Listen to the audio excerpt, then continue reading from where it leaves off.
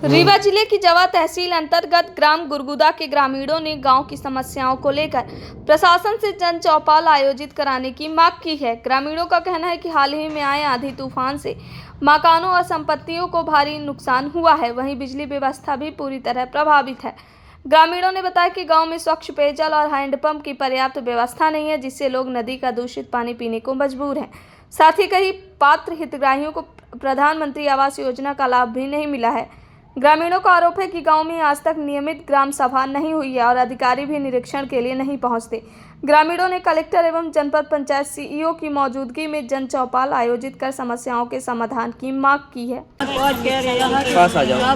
मकान गिर गया, जो आवास मिल रहा वो गिर गया, सब पानी बह गया, वो नहीं आया। हम बजे जाए तो कहाँ जाए, गाँव में नहीं, लड़का बच्चा ले कहाँ चले,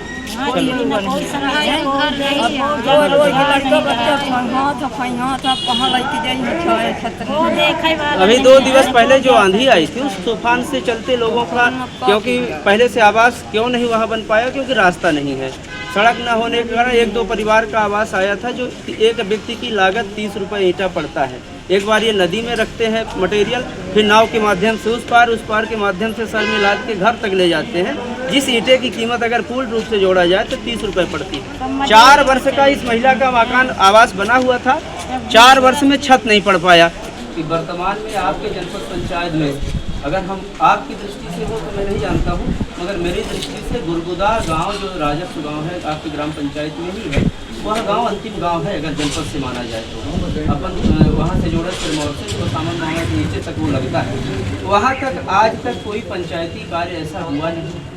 आपके माध्यम से 2-4 आवास वो वहाँ गए, तो ये हम आज कहने में मुझे बड़ा दुख हो रहा है कि आज भी व्यक्ति मटेरियल नहीं पहुंच पाया और 4 वर्ष से आवास का निर्माण हो रहा है। उसमें कोई कर्मचारी का दोष नहीं है। मटेरियल नाव से जाता है, ये नाव से घाट तक ले गए, ट्रैक्टर से नाव में लादे और उस पार ले गए और फिर घर तक धोते हैं तो 1000 ईंटा तो 1 महीना लगता है। तो शायद राम मंदिर में जो रेट लगा बनाने में, निर्माण में, इनका घर बनाने में बहुत समय लगेगा। और वहाँ इस समय वर्तमान में बिजली की समस्या सबसे अधिक बढ़ गई है। तार टूट गया है, खंभे टूट गए हैं तूफान के चलते, तो ये लोग नदी से दूषित पानी पी रहे हैं, बड़ी समस्या है, बीमारी से जूझ रहे हैं। तीसरा समस्या वहाँ रास्ता के अभाव के कारण एक भी हैंडपंप खुदे नहीं है, कोई नवीन हैंडपंप न पुराने हैं। ये नदी से पानी पी करके जीवित हो रहे हैं किसी तरह से। और जो भी आवास का भी आपके माध्यम से सत्यापन होना था, उस सत्यापन के अधिकारी वहाँ मौके पर नहीं गए। क्या कोई गया था? इनका जन्म प्रमाण पत्र बनाने में इतनी समस्या हो कि पूरे गांव में 50 से अधिक बच्चों का आधार कार्ड नहीं बना है। जन्म प्रमाण की प्रवृत्ति की समस्या है।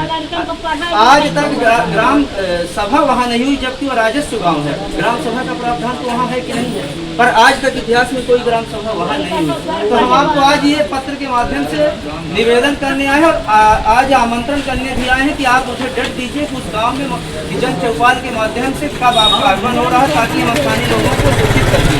आज 1 दिन पहले आपकी सूचना हो जाए तो मैं वहाँ के मजदूर वर्गों को सबको एकत्रित करके उनकी समस्याओं को सुना जाए और उनके निराकरण, जब तक सक्षम अधिकारी और आपकी मौजूदगी नहीं होगी आप सबकी, तो नीचे स्तर के कर्मचारी काम करने से आनाकानी कर रहे हैं और उनके आनाकानी और लापरवाही का नतीजा आज ये भुगत रहे हैं। इनके बच्चे स्कूल नहीं जा पा रहे हैं, सिर्फ आधार कार्ड के न होने का एडमिशन नहीं हो रहा है।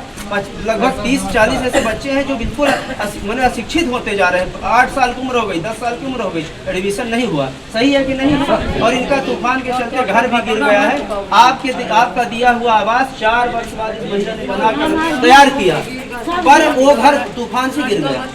सिर्फ छत नहीं पड़ा था और झटका में गिर गया है। तो मुझे आप अवगत कराइए कि शुक्रवार को पक्का। धन्यवाद सर। पंचायत सीओ साहब तो आज नहीं है, छुट्टी में है। आदरणीय पंचायत इंस्पेक्टर साहब से हमने आग्रह किया है, शीघ्र आपके द्वारा डेट दिया गया है कि शुक्रवार को हम गुरगुदा गांव में उपस्थित हो रहे हैं अपनी पूरी टीम के साथ। धन्यवाद।